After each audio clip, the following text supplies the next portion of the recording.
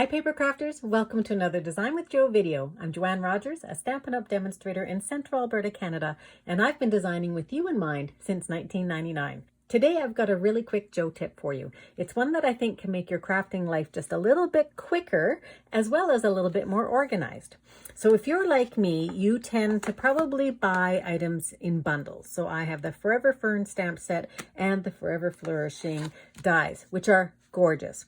And so what I do when I'm making something is I will probably make a whole bunch of different dies. I will cut them out of different colors of paper and then I save them. And so I put them into just one of our clear plastic envelopes and I put it in with my stamp set. But in here I'll have dies in a bunch of different colors. I'll have, if I have some negative shape dies, I'll also put in any of the extra words that I might have, any of the paper that might go along with it.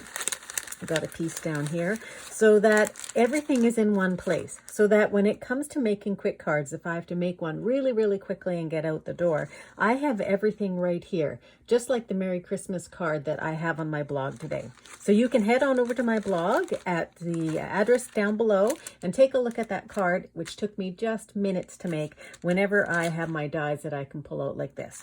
And then I just put them in here and I store them and away we go. I hope you found this tip useful. Make sure you don't miss another Jo Tips video by clicking on the subscribe button now.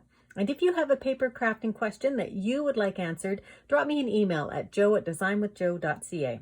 And if you're not on my mailing list, head on over to www.designwithjo.ca and get yourself signed up. Thanks very much and have a great paper crafting day.